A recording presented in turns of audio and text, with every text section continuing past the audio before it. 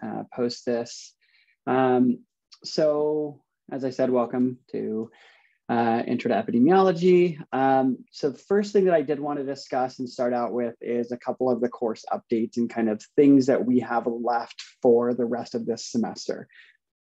Since there is so few time left, I wanted to kind of make sure we're all on the same page and then also discuss the proposal that I sent out in terms of the final project / exam alternate.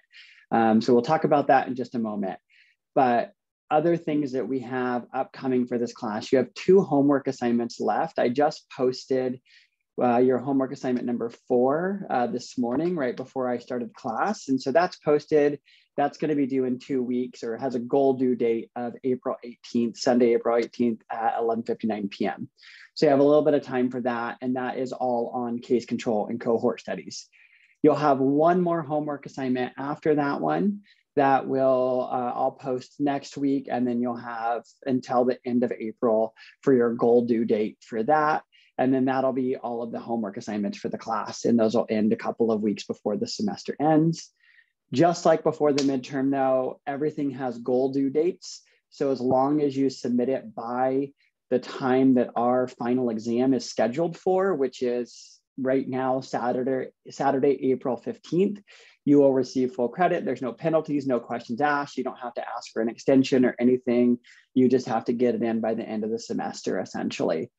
But also, as before the midterm exam, I highly encourage you to not wait until the day before. I know I was sending up until a couple days before the midterm, I was sending a lot of emails to individuals and to the whole class to say, hey, it looks like there's still like 10 or 15 of you who haven't submitted several homeworks.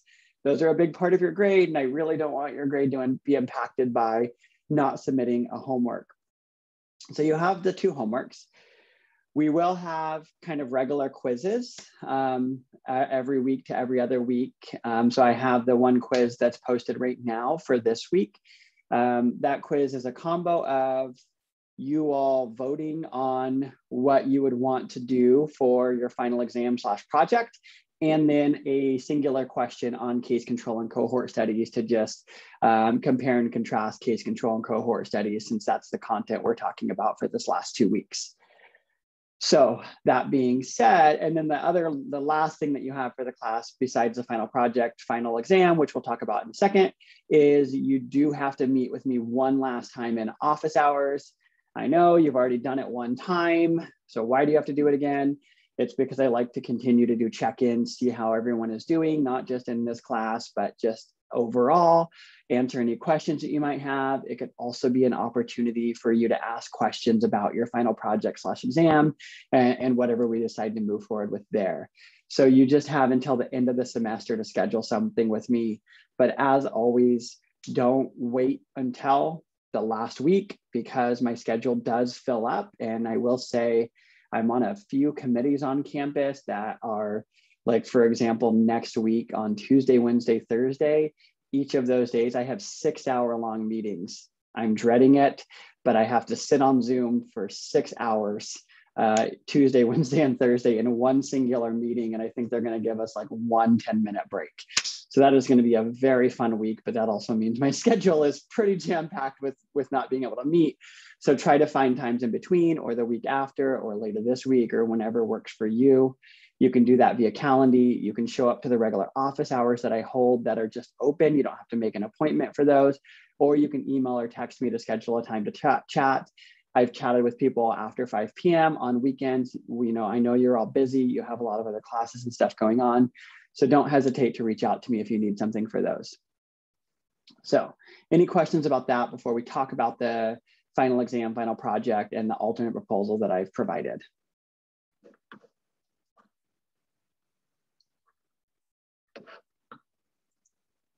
Okay, so let me share my screen with the proposal that I have given you all for what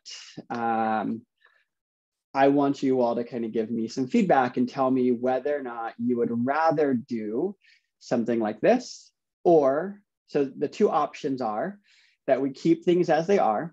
You have a final project, which you already have the prompt for that. That's been posted on Google Courses for a couple of weeks. It's a 4 to 5 page paper where you choose a topic and you describe the epidemiology of that topic. You talk about health disparities, social determinants of health. You talk about solutions. It's basically a much expanded version of your midterm prompt that you had for the midterm that you all submitted. So instead of 2 to 3 paragraphs, it's 4 to 5 pages, and you have to have at least 5 references from peer-reviewed journals and so on. And then in addition to that final project, there's the final exam, which would have a similar format to the midterm exam. So it'd be a combination of multiple choice and short answer questions. It would be about the same length. It would be same number of points, I believe. And it would start on that Saturday, April 15th, the time that our exam is scheduled for, and you would have 2 days to complete it and 2 hours to finish the exam once you start it. So that format of the final exam would be pretty much identical to the midterm, with the exception that it would cover majorly the content from the second half of the class. I always say the exam is cumulative because, as you'll notice, as we go through this second half of the class, the content continues to build. So we're still going to continue to talk about study design. So that means you can't just forget everything we talked about study design before the midterm. So, that is the first. That's what we have scheduled right now. That's what I had initially proposed at the beginning of the semester. That's on the syllabus. As we've gone through the semester, I've thought and kind of talked with others about potential different format, because I will say I hate exams. I don't think exams in answering, short questions and multiple choice questions do a really good job at testing anyone's knowledge of the material or allow you all to be creative or come up with things that help you talk about what you've learned and how you've learned it in the class. And given that epidemiology as a field has become a little bit more at the forefront of the media and of our daily lives with the pandemic, I have come up with this alternate to the currently proposed final project and final exam that are 2 separate things. And what that would be is, hopefully you've all had a chance to at least skim through this. And so I just want to give a little bit of details and then give you all an opportunity to ask any questions. And then what I'll ask of you is that quiz that's on Cougar Courses, if you could try to complete that by Friday at the latest. So then I kind of have your responses of where the class is leaning, of sticking with what we were already expecting or moving to this new alternate.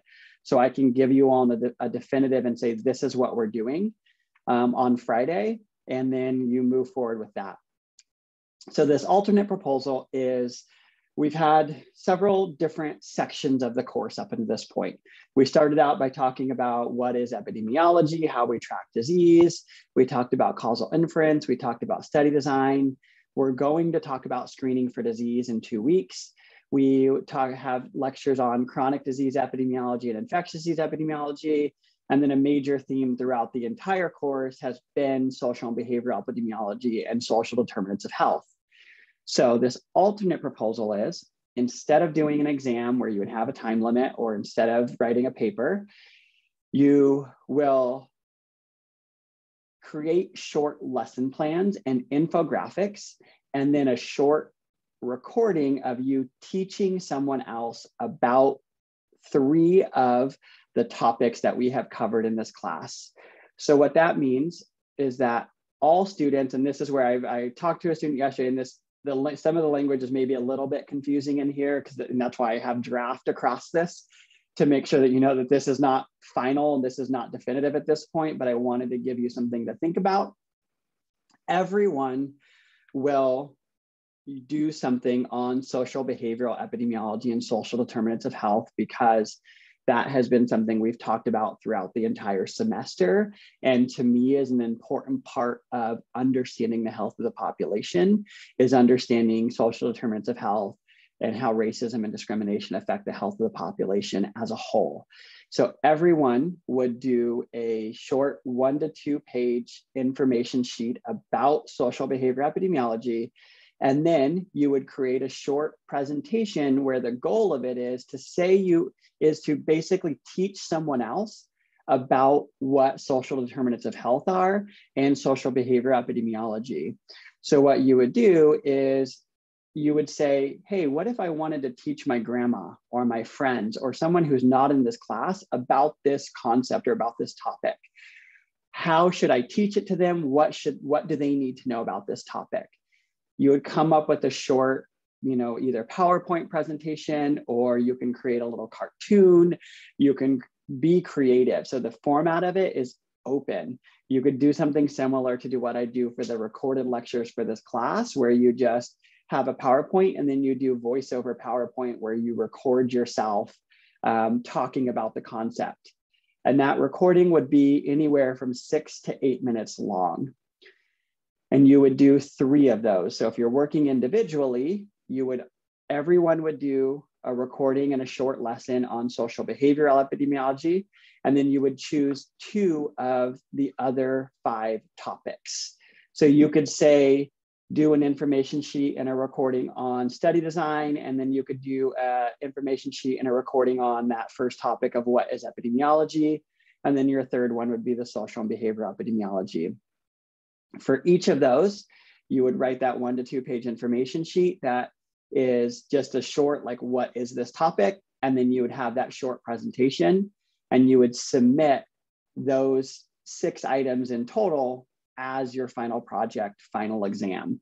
So then we wouldn't have that separate final project. We wouldn't have an in-class, like, virtual exam on Cougar courses.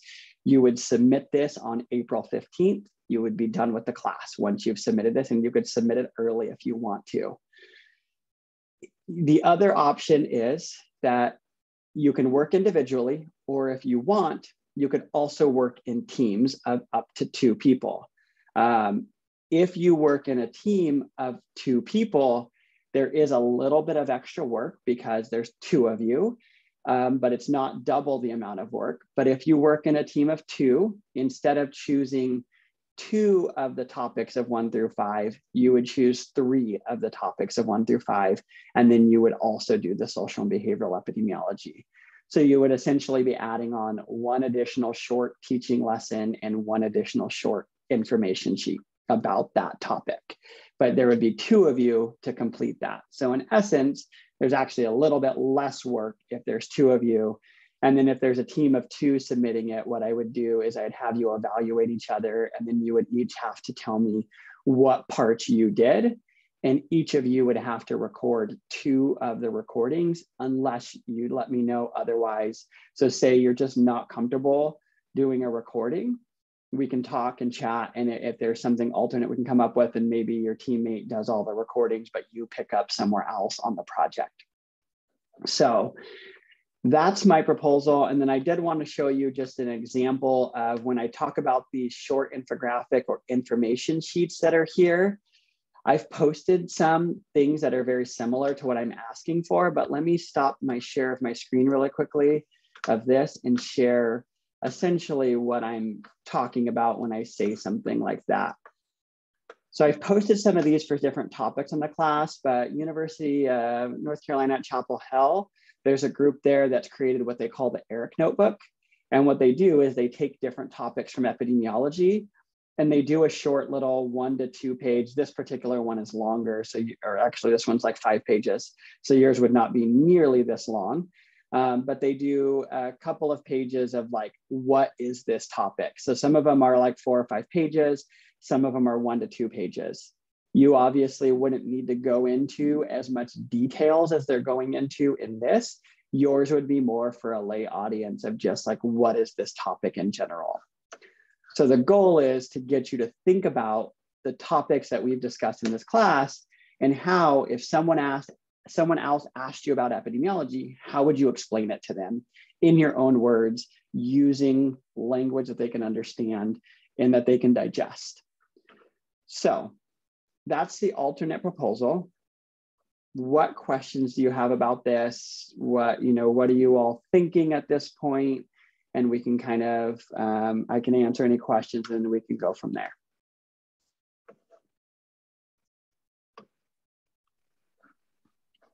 I like the second option of just having like the videos. I feel like it's more fit for especially like COVID reasons and stuff, and have us like accumulate or not get used to like teaching like this if it does happen in the future still. Yeah, I like the second option better too, because it is a lot more applicable than just taking an exam and writing a paper that you're never going to do anything with. Yeah, exactly. And I feel like it actually preps us to like actually teach our friends and families too, which is very important. Exactly. And I will say, you know, doing these short videos, doing these short little information sheets, it's not easy. Digesting the information that we've talked about and putting it into a short 5 to 8 minute video or a one to 2 page information sheet, it's going to take a lot of time, but you're going to have, you know, all of the resources I've given you for the class. And I will say you can pull it, you know, you can obviously take my slides and you can modify them. You can't just say, oh, I really like this slide, let me put that into my presentation. But you can take that and modify it into your own language and build off of it and put it more in terms that, like I said, if your grandma, you know, for your grandma or your friends or your family or someone who's never heard of or taken an epidemiology class, how do you teach them about these concepts in a short manner? So yeah, exactly. So far what I'm seeing is at least from the people who responded, you like this alternate. Are there any questions about it? So as I said, if you're working individually, you do 3 information sheets and 3 short recordings. If you're working in a group, you do 4 information sheets and 4 short recordings. So just to kind of clarify that, because that was a question I had gotten separate from class. But otherwise, what I'll do too, once you've all voted, so again, the quiz that's on Cougar Courses now, the first question on the quiz is, have you read this alternate proposal? Just to make sure you know what you're voting on, and you just put true. If you have, if you haven't, then, you know, obviously read it before. The second question on the quiz is, would you prefer to do the final exam in separate final project, or would you prefer to do this alternate? And then the third question on the quiz, just because you can do this quiz as many times as you want, there's no, you know, time limit or anything, is compare and contrast case control and cohort studies. And that's what we're going to talk about in the lecture today. And you have all the lecture slides, and that's just a short little, you know, case control studies are this, cohort studies are this. So it should be a fairly straightforward quiz to do.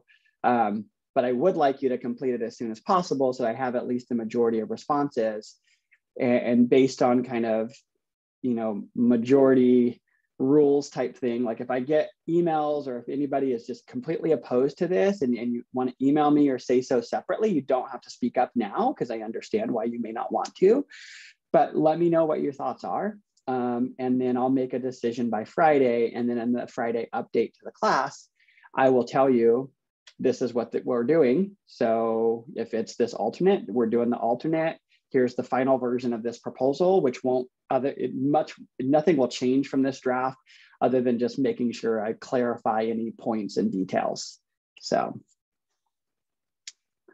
sound good? Sounds good. All right. So again, try to complete that by Friday, please. That will be helpful because we do only have, you know, 5 or 6 weeks left in the class. And so I want to make sure you know what to prepare for moving forward. And I would have just done a vote right here in class on what you prefer, but not everyone always comes to these. And so I just didn't want to leave out students who don't attend these live sessions from having their voice heard. So let's see, I am getting a question on the broader. For the videos, do you want a broad explanation or apply it to an example of disease like we did for social determinants? So that is kind of up to you. So for example, if you're talking about social determinants of health with your recording, you would give a broad explanation and talk about what they are and why it's important to understand them. And if you think it would be helpful for the audience that you're teaching to, for you to walk through an example and say, so for example, when we look at diabetes, we see that Hispanic, Latino, American Indian, and Black communities have a much higher prevalence and incidence of diabetes. And then this is a result of, here's the things that lead to a higher rate of diabetes in those populations. And so that would be helpful for, if you think that would be helpful for your audience, then definitely use examples. And I would recommend that you use examples, but you don't have to. It's really up to you. I'll give you a rubric of what I'm looking for if we choose this option. And so whatever you think would resonate with people you're talking to. And then I did get another question, is it 6 to 8 minutes for all 3 videos or each? It's each. So yeah, 6 to 8 minutes for all 3 videos would be very, very, very short. That would be like social determinants of health are, causal inference is, and so that would be very short. So it is 6 to 8 minutes each for each video. So to make sure that that's very clear too. So you would have about 18 to 20 minutes worth of, 18 to 21 minutes worth of recording or so. All right, any other questions? Question. I'm reading the alternative proposal right now, and it states that, everybody has to do topic number 6. So do we have to choose 2 additional topics as well? Yes, so everyone does topic 6. And then if you're working individually, you choose 2 additional from 1 through 5. Got you. Yeah, and I'll clarify that on the final version. I'll probably not make topic 6 topic 6. I will make that everyone does this, and then you choose 2 of the other 5 to make it a little bit more clear. All right, any other questions for now?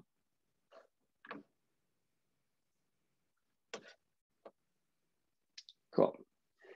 So, and if you think of questions while I'm going through the class, when we're on a short break or when there's a lull or whatever, feel free to put them in the chat me directly, or to ask them out loud, whatever works for you, because I want to make sure that we leave this session with answering as many questions as possible so you can make the best decision that you think will be most effective for you. So, all right. So let's talk about study design some more. So for the couple of weeks before we took our midterm, we started our discussion of how we determine causal inference in the field of epidemiology. And we do that through conducting research studies and through conducting multiple different types of research studies that build on our level of evidence that we have to determine what it is that's leading to either good or poor health in our population. And so I've shown you this figure before where you can see the differences in the descriptive versus analytic epidemiologic studies, where before the midterm, we were largely focusing on descriptive epidemiologic studies, which were case reports, case series, ecological, and cross-sectional studies, with cross-sectional studies also being analytic studies as well, depending on how and why they are conducted. But descriptive studies, the purpose of what we talked about before, was really to describe patterns of disease in the population and to gather evidence to develop hypotheses about what it is that's leading to adverse health outcomes in the population as a whole. As we move into discussing analytic epidemiology, our goal is really concerned with understanding disease causality, or why the world is the way that it is.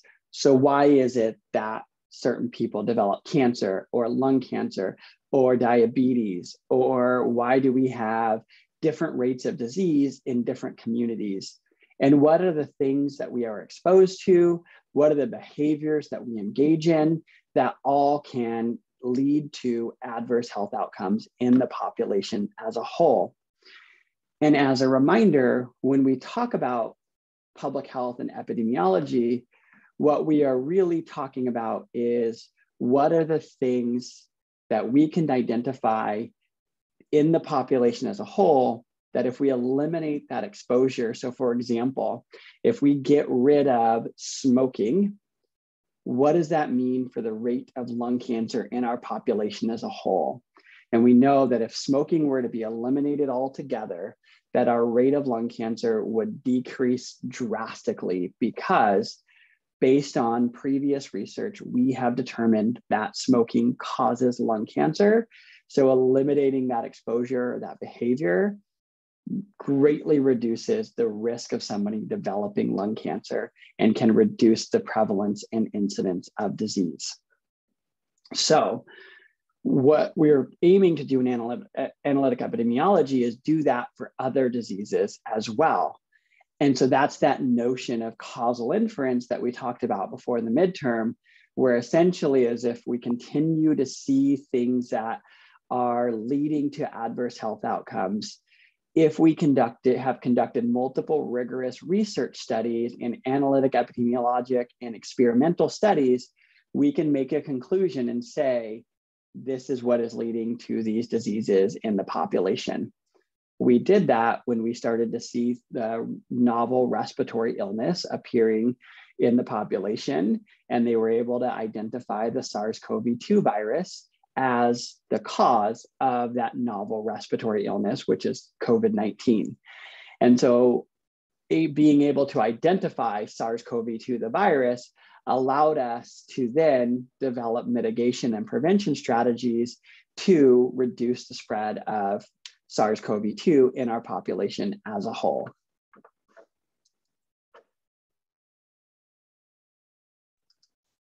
Sorry, thought I had to sneeze, apparently not. So we're going to move now from talking about descriptive studies to what are the different types of analytic epidemiologic studies that we conduct to understand disease causality. And that really often starts out with what we call case control studies. And so what case control studies are, they're also called retrospective studies, but what they are is they're a type of research study where participants are identified based on their disease status, and then they're compared to people who do not have that particular disease. So what that means is, for example, when we were looking at COVID-19, the novel respiratory illness last year, to see what's going on, why do we see these people having respiratory illness, why is that leading to severe disease, and so on. They selected a group of people who had similar symptoms, and that all started with case reports and case series, as we talked about for descriptive epidemiology, to identify what the symptoms of that novel SARS-CoV-2 virus were, to then for us to be able to say, all right, we have this group of people who already have this disease. They have these respiratory illnesses. What is it that's causing this respiratory illness in this group of people? Let's compare them to a group of people who are similar to those with that disease, but who do not have that particular respiratory illness, and try to identify what it is that is leading to that disease in that group of people. So what we do in this particular type of study is we start out with people who already have the disease that we're interested in. We compare them to people who do not have the disease, and we look at things that they've been exposed to in the past. So for things like COVID-19, do they have the SARS-CoV-2 virus? What other exposures do they have?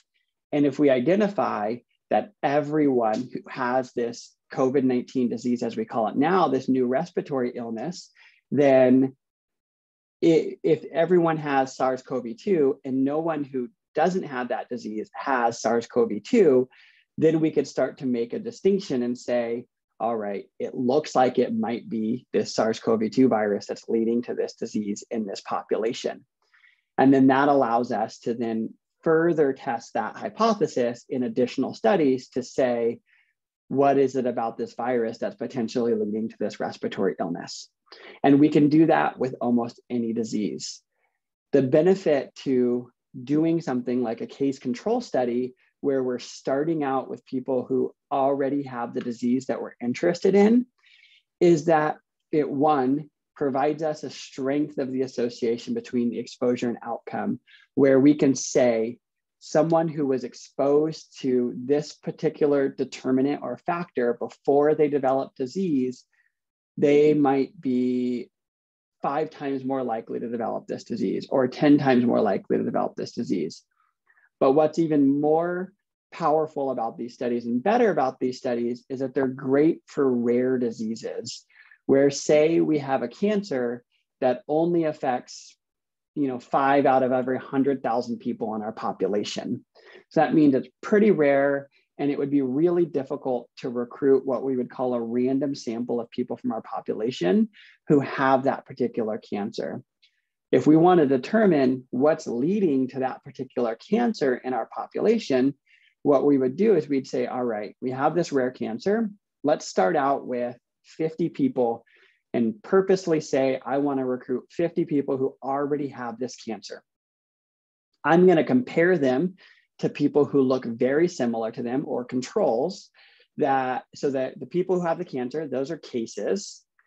The people I'm comparing them to that don't have that cancer but are similar to the cases in every way possible are called controls. So that's why this is called a case control study. And I'm going to say, what exposures do the people who have this cancer have that those who don't have the cancer have? So then it can tell me, all right, if they smoked, then they're more likely to have this cancer than if they didn't smoke, and so on. So this starts again to build that evidence of what might be leading to that particular disease that we see happening in the population today. There are several weaknesses of this type of a case control study. One of the major weaknesses of case control studies, and if you remember to a couple of things that we talked about before the midterm, where we talked about temporality or timing. So what temporality means is what came first, the disease or the exposure. And I believe I gave you all a couple of examples, and this probably feels like 100 years ago at this point because time means nothing in COVID. But when we talked about temporality, it could mean, all right, if we're doing a case control study and someone has a rare cancer today, and we say, oh, we see that this person with this rare cancer, they were more likely to report that they're exposed to pesticides. How do we know that that pesticide exposure didn't come after they developed that rare cancer? Because they already have the cancer and they're reporting on their exposures after they've already been diagnosed with that cancer. So that timing of determining what came first, the disease or the determinant or exposure that we're interested in, becomes a big limitation of determining disease causality. But it gets us closer to, okay, we're seeing more of these particular exposures in people with disease. So now let's examine them in cohort studies and experimental studies, which we'll talk about today and next week. The other major limitation of these types of studies, as I had mentioned with some of the other studies, is what we call recall bias. And that is that bias or that issue where, as a whole, we are really, really bad at remembering things that we have done and that we have been exposed to in our past. But what often happens for people who have disease, say a cancer, that they're more likely to kind of play through multiple scenarios in their head because they've been diagnosed with cancer and say, I have cancer. What did I do in the last 20 years or 10 years that led to me developing this cancer? And we often all go through that, right? And this is kind of part of that counterfactual thinking that we talked about with causal inference a few weeks back, where it's that, man, if only I hadn't done that, maybe I wouldn't have cancer today. Or if only I had eaten a little better and exercised more, maybe I wouldn't have cancer today, or whatever it is that we go through. And then what often happens is we say, oh, yeah, there was that one time where I was out and I had this exposure to this thing. Oh, maybe that's what is, happening, or whatever it is. And so when we have that type of recall where people who have the disease are recalling things that they're exposed to differently than people who don't have the disease, that can lead to issues in measuring our exposure. And then the other major limitation of case control studies is we cannot calculate prevalence of disease, nor can we calculate incidence of disease, because we are artificially choosing the number of people who have the disease in our study, because we're starting out with people who are already sick and we're comparing them to people who are not sick. And so that becomes an issue. And all we can say is, this is what this risk looks like. We don't know anything about the prevalence of the disease in the population, nor the incidence of disease in the population based on this one particular study. The other thing that we have to think about in case control studies is who our controls are. So we just talked about, we select people with disease, we compare them to people without disease. Ideally, when we're selecting that control or comparison group, we want those people to look as close to possible as this cases do. And what I mean is, I don't mean physical appearance. I mean in terms of their exposures. I mean in terms of their behaviors. I also mean in terms of things like sex. So if we have a cancer that is, say, ovarian cancer, that's only affecting biological women, we would not do a control group of men and compare biological women to men for ovarian cancer, because biological men are not at risk of ovarian cancer. So by using that as a control group, we're not doing an equal comparison. And so our controls should look as close as possible in terms of demographic characteristics like sex, like gender, like behaviors, age, and so on. So we wouldn't compare a 75-year-old to an 18-year-old, especially in relation to cancers and chronic diseases, because as we get older, we know our risk for cancers and chronic diseases increases. And so we want to make sure that those controls look as similar as possible to those cases. And so in summary, case control studies are good for studying rare disease. They're a good benefit of them is they're inexpensive and quick to conduct because we're starting out with people who already have the disease of interest. They generally use existing medical records. So for example, in the United States, we have a lot of cancer registries.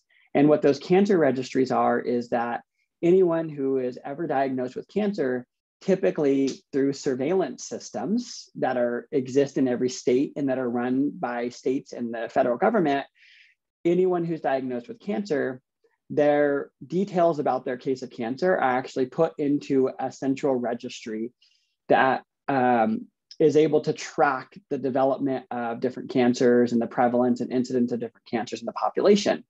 So typically, if we're going to do a case control study, say on breast cancer or ovarian cancer or cervical cancer or intestinal cancer, liver cancer, whatever it is, they would find those cases of cancer through that registry that already exists. So it's that existing data that we're using. There's the recall and survival bias, as I mentioned. Don't worry too much about survival bias. We'll talk about that later. You can't assess temporality and you can't calculate incidence or prevalence. So that's case control studies. The other analytic study that I wanted to talk about today are cohort studies. Typically, what will happen when we're trying to determine disease causality is we will first conduct descriptive epidemiologic studies like ecological studies and cross-sectional studies. Then once we build some evidence and develop hypotheses, we would conduct a case control study. And then once we've conducted a case control study, we would conduct cohort studies to really better determine disease causality in the population. And what cohort studies are a type of study where you start out today, typically, or the date of your start of your study, with people who are disease-free. So say you want to determine what leads to dementia in people who are 55 and older. You would start out with people who are 55 years old, who are free of dementia. They don't have that disease that you're interested in examining. And then you follow them forward in time for 1 year, 2 years, 5 years, 10 years, 15 years, however long is needed to assess their future development of disease. So for something like dementia, it might take someone 15, 20, 30 years to develop dementia.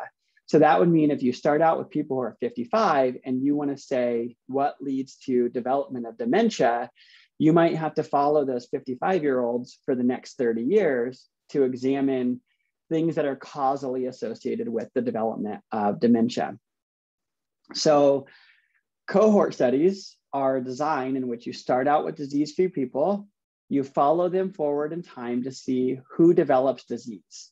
And what you do while you're conducting that study is every 6 months or every year or every 2 years, depending on how you've designed your study, you ask people questions about their exposure, you do medical examinations, you collect information about things that could potentially lead to adverse health outcomes. So that might mean when I'm looking at things like dementia, I would start out with those 55-year-olds who are dementia-free, and I would ask them questions and do an assessment and say, okay, how often are you physically active? What's your diet like? What type of environment do you live in? What's your highest level of education? How often do you go to the doctor? What other diseases do you have? And then we'd probably do a physical examination, have a doctor do an examination to say, all right, this is what their health looks like. They're, have hypertension, or they're hypertension free, or whatever that is. And then every so often, depending on what I decide for my study. So for something like dementia, because it takes a long time to develop, I might say, all right, for these 55-year-olds who I'm recruiting into my study, I'm going to do follow-up visits with them every year or every 2 years. And every 2 years, I'm going to ask them questions again about their physical activity, their diet, other diseases, other behaviors that they have. And they're going to do a physical examination with a doctor to then see who at that 2-year mark, who's developed dementia, who hasn't developed dementia. And then I'm going to follow up with them another 2 years later, who's developed dementia, who hasn't developed dementia. So then what this allows me to do is collect information on things that people are exposed to and behaviors that they're engaging in before they develop the disease that I'm interested in, to see if we track that, do people who develop that disease have different exposures and different behaviors than people who don't develop that disease? And if so, what are they? And so then that allows me to say, okay, now I know these exposures came before the disease development, and I can develop better evidence about how things like, for example, physical activity is protective against dementia. And they've shown in multiple cohort studies that older adults who are more physically active are less likely to develop dementia or Alzheimer's, and are, if they already have dementia or Alzheimer's, that it's also protective against developing more severe disease. So that was all determined through these types of cohort studies. So they're powerful because they allow us to determine things that people are exposed to over a long period of time and see how that's related to their future disease development. Ideally, because as we mentioned early on in the semester, one of the perspectives that we often use in epidemiology is that life course perspective. If you remember back from lecture 1, that probably feels like 200 years ago at this point, but lecture 1, we talked about that life course perspective being that things that we are exposed to in utero, things that our parents are exposed to prior to us even being conceived and born, and things that we're exposed to throughout our entire life can potentially affect our future disease outcomes. And even something that we're exposed to when we're 1 year old, that may have potential consequences for the development of dementia when we're 70 years old. But unless we truly are able to follow people from conception through death, we're not able to truly ascertain and determine how those things that we're exposed to throughout our life affect our health at different periods of our life. But there are actually several cohort studies that are long-term that recruit and enroll women who are pregnant into research studies before they give birth. They track things that those women are exposed to while they're pregnant. Once they give birth, they enroll that child into the research study and they follow them for their entire life. And we have actually several studies that have done that. Most of them are ongoing still. But for example, there's one in the United Kingdom, in the UK. It's called the Millennium Cohort Study. And I think, they're tracking several thousand people who they recruited from the time they were conceived and their mothers were pregnant, and they're still following them 20, 30 years later and looking at their behaviors, their exposures, and seeing who's developing disease and different diseases and so on. So that gives us a lot of information about things that impact our health. And it's through these types of cohort studies that we really know a lot about what we know about our health and the development of chronic diseases and so on in our population. So that's why these are so powerful for us to understand and protect our health, because we've identified things like physical activity being protective against a number of adverse health outcomes, we have recommendations for people to be physically active. But we also know that most of those recommendations and that most people globally don't meet those physical activity recommendations. So we need to do more now to then say, how can we actually get people to be physically active? So these cohort studies are what we consider the gold standard of observational epidemiology. And if you remember back, what I mean by observational epidemiology is that what we are doing is we are tracking people and we're not manipulating anything. We're just examining the world and how it is existing now and saying, these people are exposed to these things. We're going to follow them forward. This is how they develop disease. This provides a logical basis for inferring cause. It allows us to assess how people's behaviors and exposures change over time. And importantly, it allows us to assess that temporality. What came first, exposure or disease? And a lot of times in cohort studies, we know that those exposures came first. And we actually know how much exposure people have in a lot of studies. And we can calculate incidence. So we can actually calculate risk of developing disease. So that's where a lot of our things like, people who smoke are 10 times more likely to develop lung cancer than people who don't smoke.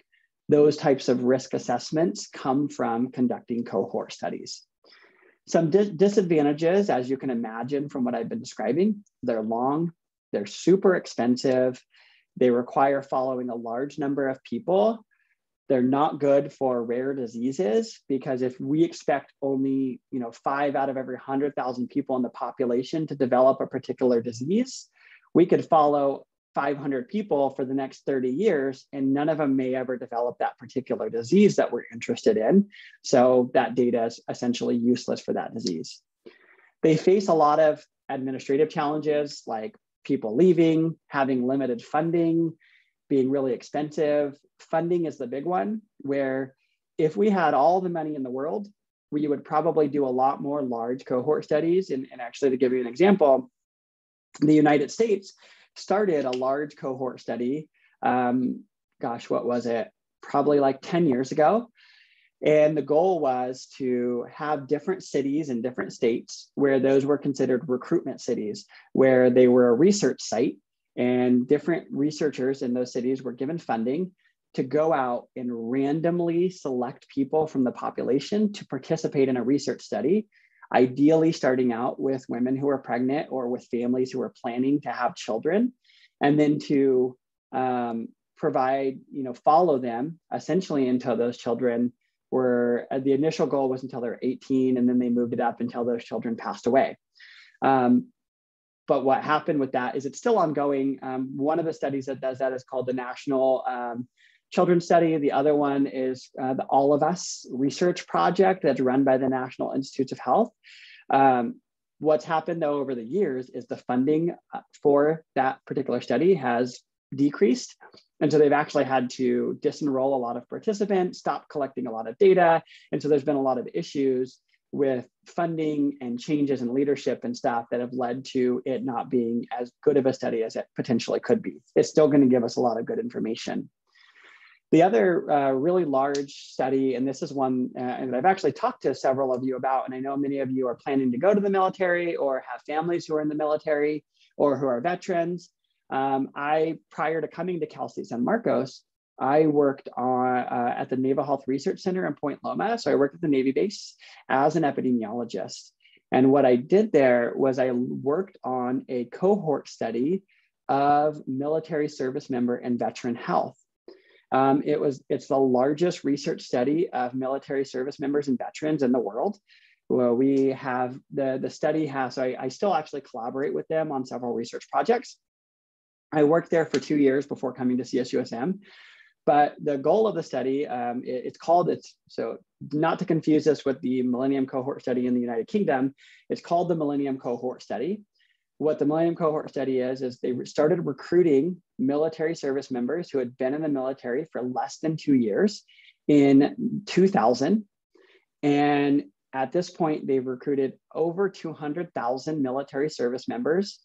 And since 2000, they have been following those military service members and asking them survey questions, having them send in medical records. And while they're in the military, the study also uses all of their medical records from the military to examine how things that military service members are exposed to affect their health, not only while they're in the military, but once they separate from the military, they continue to follow them forward. So at this point, some participants have been followed for 21 years to examine how things that they were exposed to in the military are affecting their life after the military service as well, once they're a veteran. And so that study has been one of the leaders in examining a military service member and veteran health, where we've done a lot of research on things that are leading to PTSD, depression, anxiety, heart disease, diabetes, other health outcomes among military service members and veterans. And then an analogous study to that that's going on at the exact same time is they've also recruited service member families, where they recruit husbands and wives or partners of service members and their children to examine how having a partner in the military affects the health of their spouses and affects the health of their children as well. And they're following them forward in time. And what these types of studies allow us to do is to examine what services and what things are needed to provide to service members and veterans to ensure that they have the tools they need to protect their health, not only while they're in the military. And from a readiness standpoint, the federal government is interested in this because if needed, we need to be ready for action at any moment. And so we need to ensure that our service members are as healthy and have the things that they need to be as healthy as possible. And then once they've separated, they've provided a great service and given a lot for our country. So then we need to ensure that they have what they need in the long-term health that they deserve after that. And so that Millennium Cohort Study that is run locally here in San Diego at the Naval Health Research Center, as I said, is the largest cohort study of service member health. It's very price expensive, but has been an extremely important research study to examine health of service members and veterans, and for providing better services and resources for service members and veterans moving forward. And so that is cohort studies. Any questions about case control or cohort studies?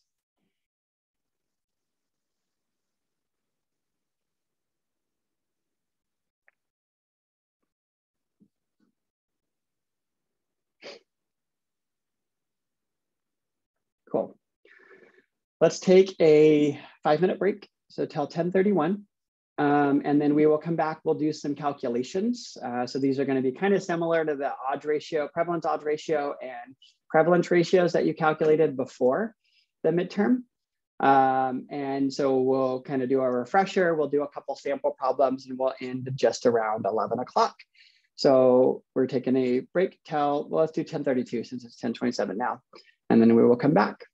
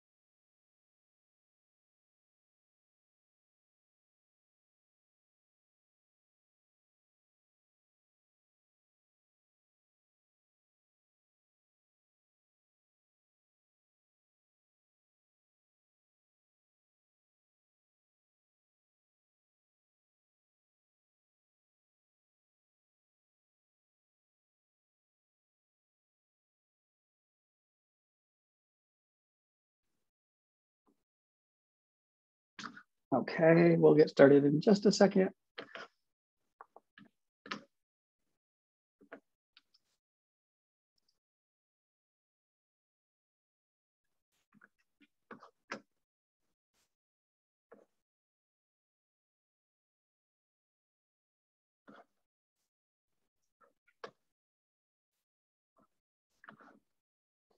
Okay, so let's go ahead and get started again. So we just talked about case control and cohort studies and kind of what they are, gave a couple of examples of some. So then the other thing that we'll talk about briefly with case control studies and cohort studies is how we do calculations for them. So measures of association. And you'll recognize a lot of this from our discussion of calculations from cross-sectional studies from before the midterm. So hopefully some of this will be familiar and it will kind of come back to you as we think through this. So we'll start out with case control studies. And in case control studies, we can't calculate risk or incidence, as I said. We can't calculate prevalence. So what we calculate in a case control study is what we call an odds ratio. This is essentially the same thing as the prevalence odds ratio that you calculated in a cross-sectional study, but the way we interpret it is different. The calculation itself is exactly the same. And the reason that the way we interpret it is different, the prevalence odds ratio, that is based on the prevalence of disease from those cross-sectional studies, because we can calculate prevalence in cross-sectional studies. In case control studies, we cannot calculate prevalence, nor can we calculate incidence. So we just call it an odds ratio. And this is related to the concept of relative odds of disease.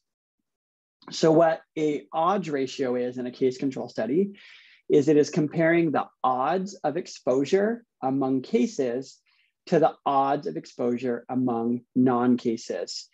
And so what you'll see here is our 2x2 table.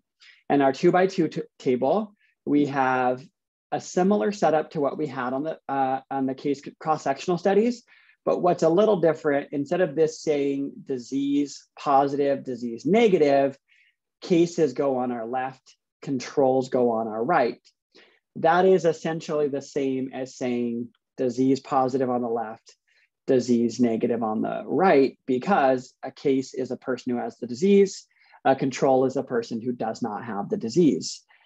But what I encourage you to do when you're calculating or doing calculation for case control studies for the homework and then potentially exam, if we have it, is that you would put case and control here, and that will help indicate to you that this is a case control study versus a cross-sectional study. And then exposure, no exposure goes on your rows on the side. Odds ratio calculation is just AD over BC. But one thing that is different in a case control study analysis and our interpretation is that what we're doing here is we're saying among those who have the disease, so among cases, they're more likely to have some exposure compared to controls.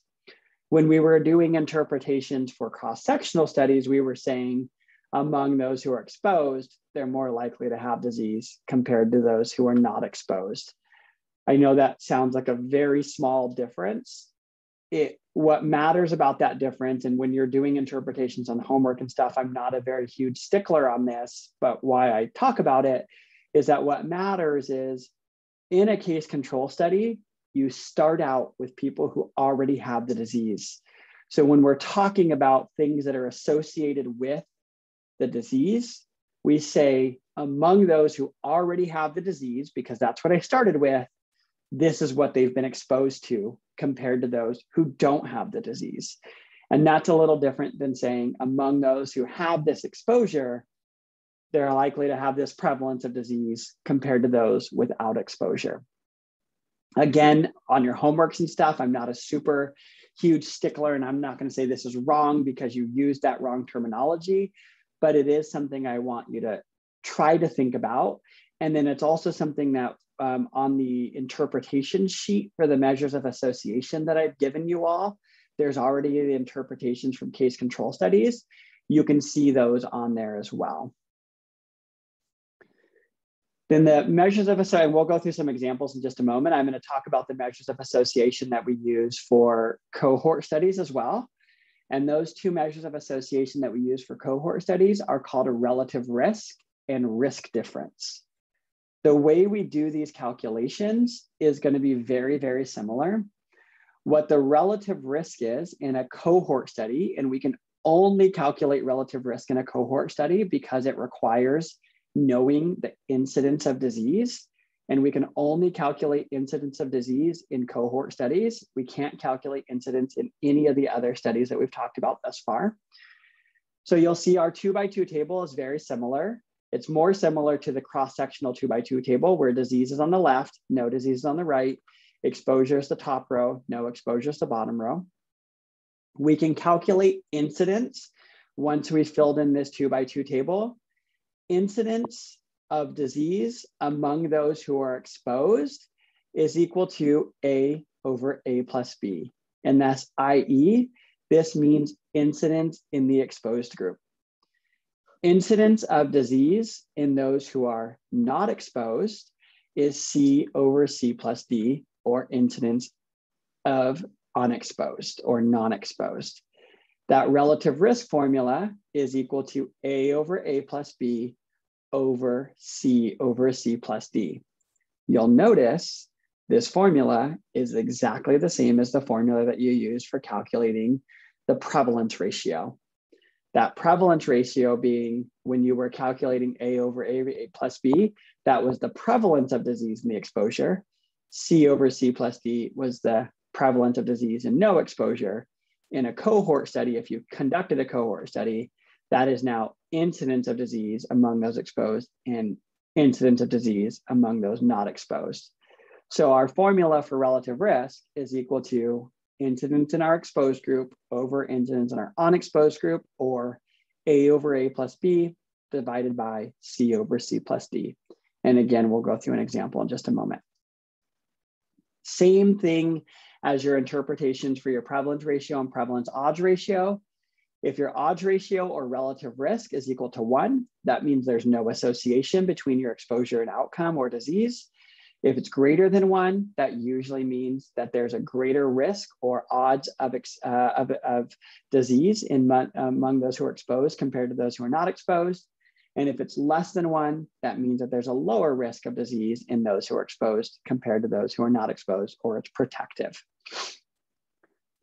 There's one other calculation that we can calculate from a cohort study, and it's called the risk difference.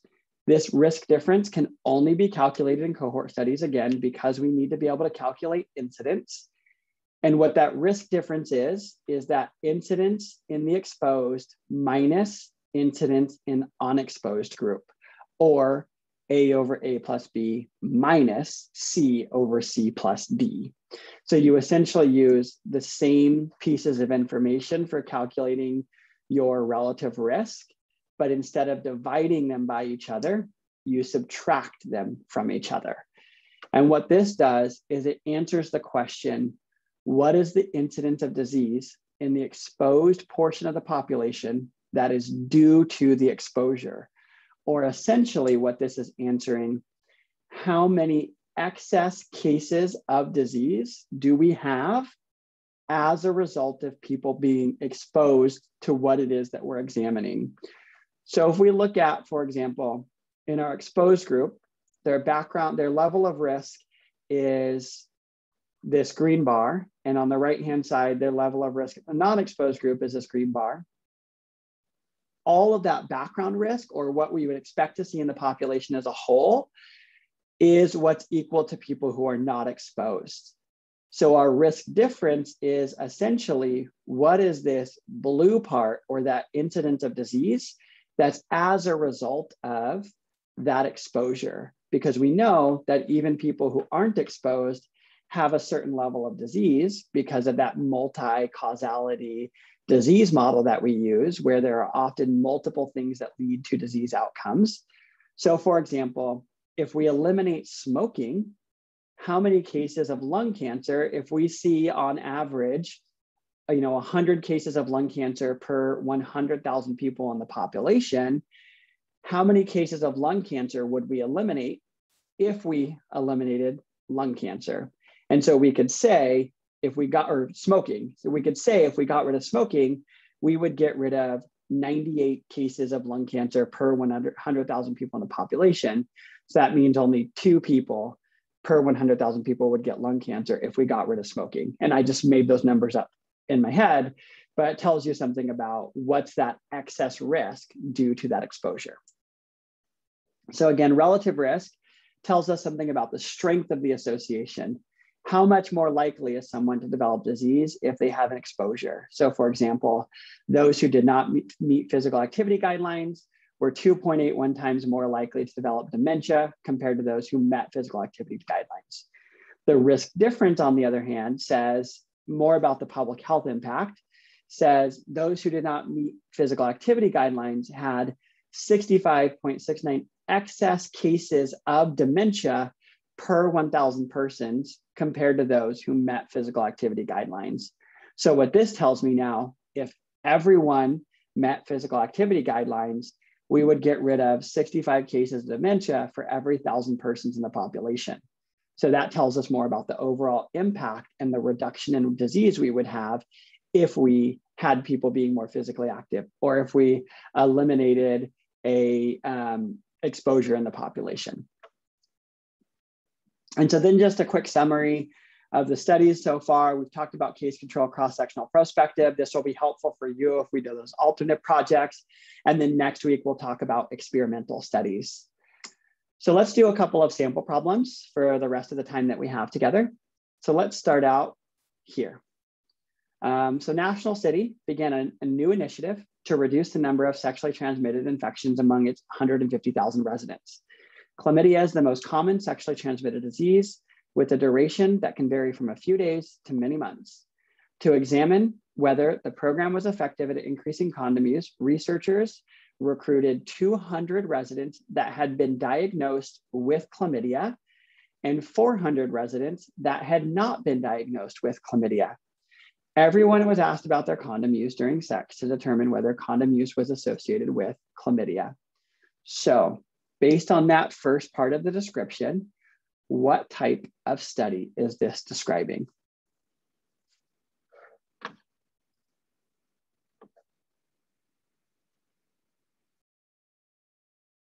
Anyone?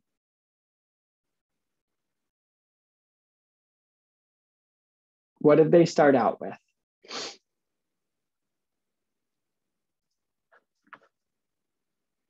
Case control. Why is it a case control study? So case control is correct.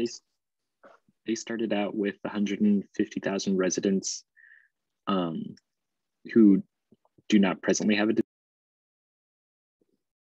So that's just the residents in National City, but for the actual study, who did they start out? Who did they recruit first?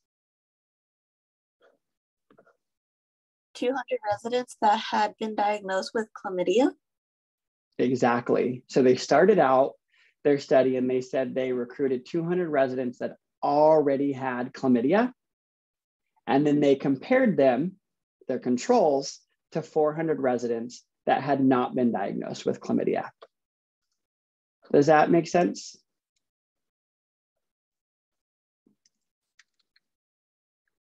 So then it says, among those with chlamydia, 126 individuals reported they had never used a condom during sex. Among those without chlamydia, 30 individuals reported never using a condom during sex. Is there an association between having chlamydia and condom use? So I'm going to set up my 2x2 table, and I encourage you all to kind of walk along with me. And if you can, actually move forward ahead of how I'm doing this.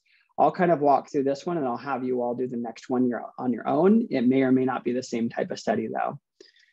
So then case and control, what's my exposure? So condom use. I'm going to put no on the top. You could put yes on the top if you would like. Either one is fine.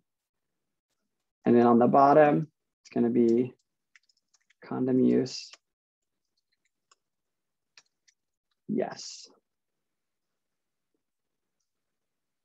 So now, how many, so it says that I started out with 200 residents that had been diagnosed with chlamydia. Where does that 200 go on my 2x2 table?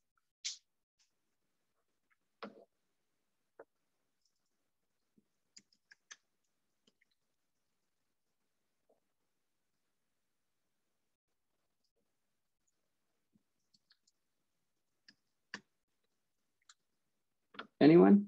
So I started out with 200 people who had been diagnosed with chlamydia. Where would I put that 200 on my 2x2 table?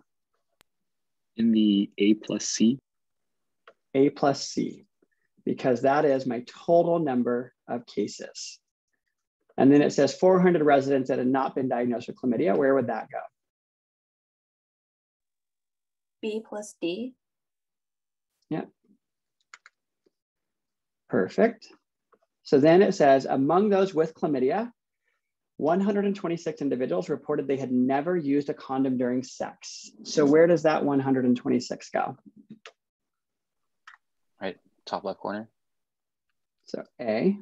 A. And then among those without chlamydia, 30 individuals reported never using condom during sex. So where does that 30 go? Underneath B. So it'd be B.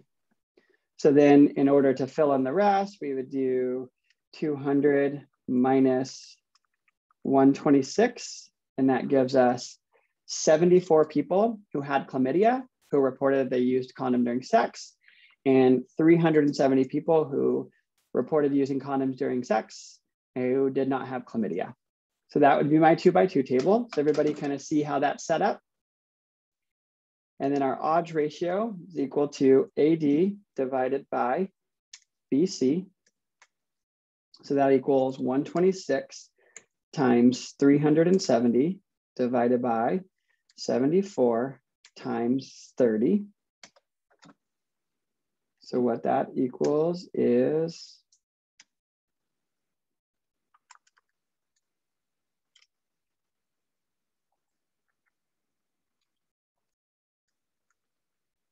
21.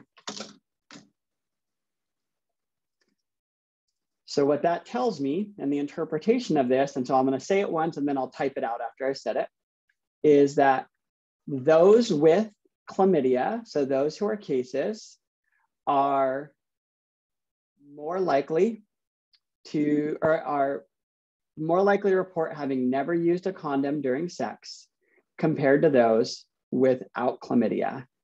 So those with chlamydia are 21 or have a 21 times higher odds of not using condoms during sex compared to those without chlamydia. So those with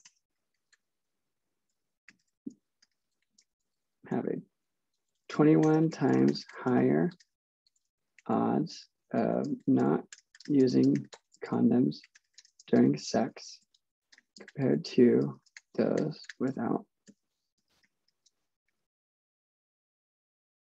I'm probably spelling chlamydia wrong. I always spell it wrong. So what we're doing is we're comparing cases to controls, and we're saying that those who are a case have a higher odds of having not done the exposure or having the exposure, meaning no condom use, compared to those without chlamydia. So does everybody see how this is done? Everybody feel comfortable with this? Like I said, this should be very similar to you because you all did this before the midterm as well. Any questions about filling this in or the interpretation or the calculation?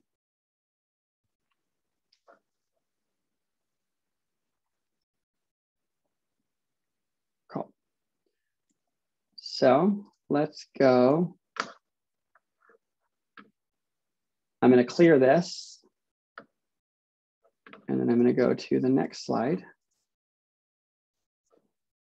So next slide, a team of researchers followed 1320 adults between the ages of 55 to 65 years old for 10 years to determine risk factors for developing dementia. They wanted to better understand whether those who were physically inactive were more likely to develop dementia. During the study period, there were 86 people who developed dementia, and of those, 58 did not meet the requirements set forth. Of those who did not develop dementia, 384 did not meet physical activity requirements. What type of study is this based on that description?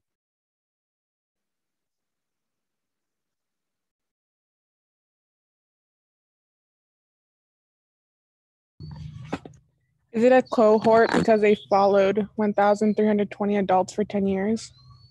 Yep, exactly. So it's a cohort study.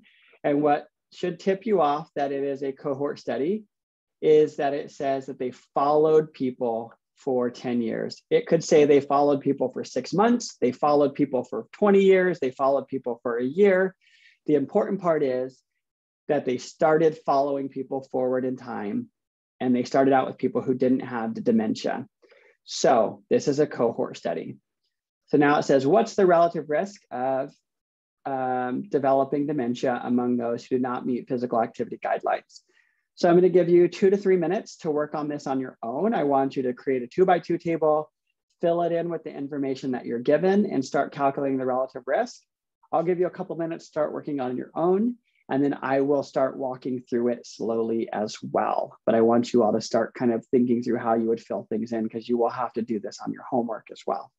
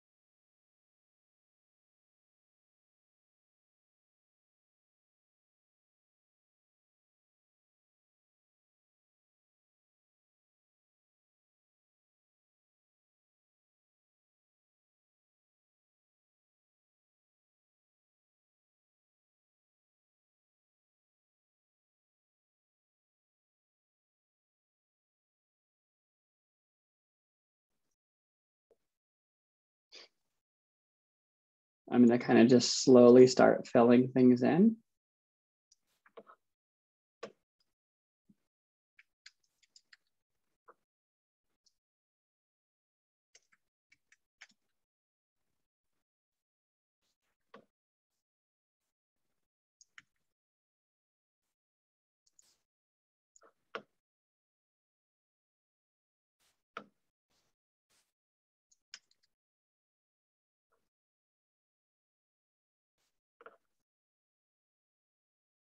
So your 2x2 table should have a setup like this, where you have the dementia on the top left, no dementia on the top right.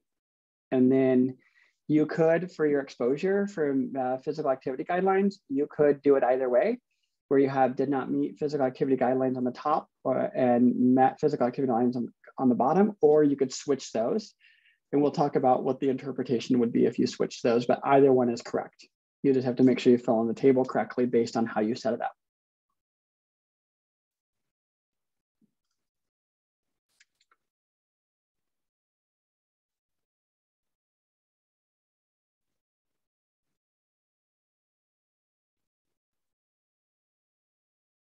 So it says, during the study period, there were 86 people who developed dementia. Where would that 86 go? A plus C. Perfect. Says, of those with dementia, 58 did not meet recommended levels for physical activity. On my table, where does that go? A. And then it says, of those who did not develop dementia, 384 did not meet the recommendations. So where does that 384 go? B. B. And then from there, I would just do addition and subtraction. So to get the number of people who didn't have dementia, I would do 1320 minus 86. That gives me 1234. And I would do 1234 minus 384. That gives me the people who met physical activity guidelines among those without dementia. And then I would do 86 minus 58. And that gives me the number of people who met physical activity guidelines who had dementia. So then relative risk is equal to A divided by A plus B divided by C divided by C plus D. So then again, I would just plug in those numbers. 58 divided by 384 plus 58. It's 442 divided by 28 plus 850.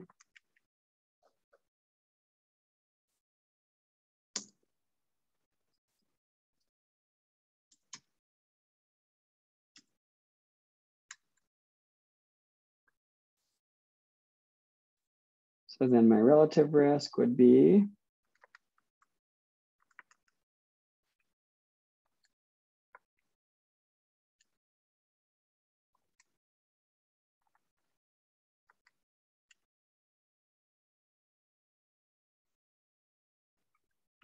4.11.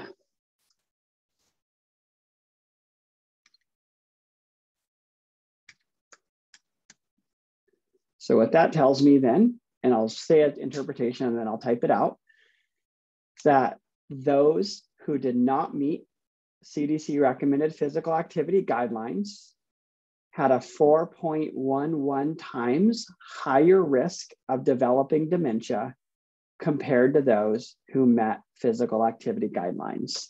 So again, those who did not meet the guidelines had a 4.1 times higher risk of developing dementia compared to those who met the guidelines. So those who did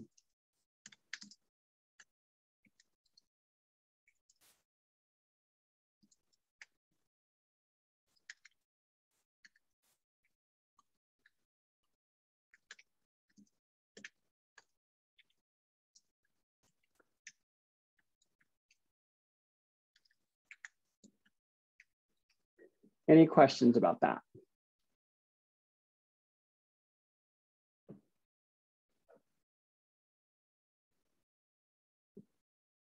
Okay. And then last sample problem for today before we end is related. So now, and let me just clear some of this, I'm going to leave a little bit of what we have here. It says same scenario, but instead it says, what is the risk difference per 1,000 people of developing dementia among those who did not meet physical activity guidelines? So now I'm going to calculate risk difference instead of relative risk using that same scenario. So my risk difference is equal to incidence in my exposed group minus incident in my unexposed group. So what that is equal to is A divided by A plus B minus C divided by C plus D. So I can essentially just take that same scenario that I had. I'm going to do risk difference as RD, and I'm going to do 58 divided by 442 minus 28 divided by 878. And then that's going to equal to, let's see, 58 divided by 442. And I'm gonna write this out in a little more detail. RD equals 0.13122. And what I encourage you when you're doing, especially these risk different formulas, is you want to carry it out to at least 4 to 5 decimal places, because if you don't, your numbers are going to be very far off. Divided by 878 equals 0.03189. And so then I do the 0.131 multiply minus 0.03189, and that equals 0.09933. That's obviously a very small number, but what this tells me is to do it per 1,000 people. So if you remember, when we have that per 1,000 people, I do RD equals 0.09933 times 1,000. So I'm going to move my decimal place over 3 places, and it's going to be 99.33. So now this tells me that among those who did not meet physical activity guidelines, there were 99.33 excess cases of dementia per 1,000 people in the population. So among those who did not meet, oops.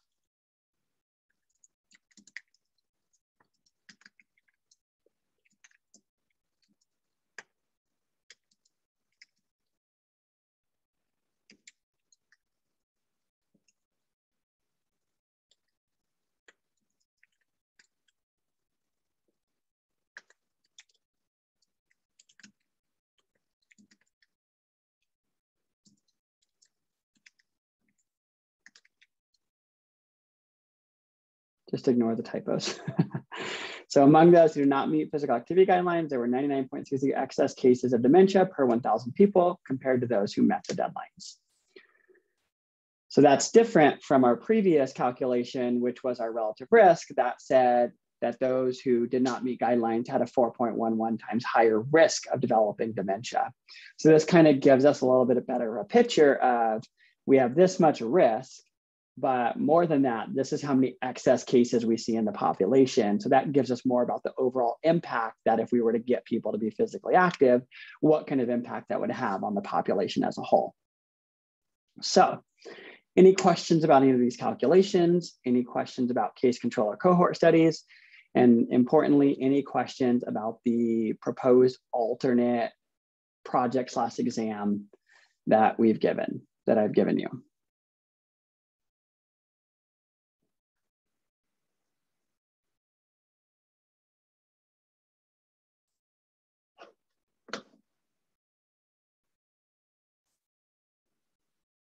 Okay. Well, not hearing anything. Let me know if you have any questions about any of this. Like I said, your 4th homework is posted. It's due in 2 weeks, or has a goal due date in 2 weeks from now. You have that quiz that I would really like you all to complete by this Friday. I'll go based on the responses that I have on Friday to decide on either the alternate or the currently planned final project/exam. If you have any questions about that or want to send me or set up a time to chat about it individually, don't hesitate to reach out to me anytime in this next couple of days.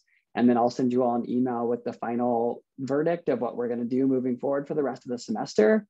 Either way, you're still going to have homework 4, you'll have homework 5, And then you'll have those quizzes and you have to meet with me in office hours.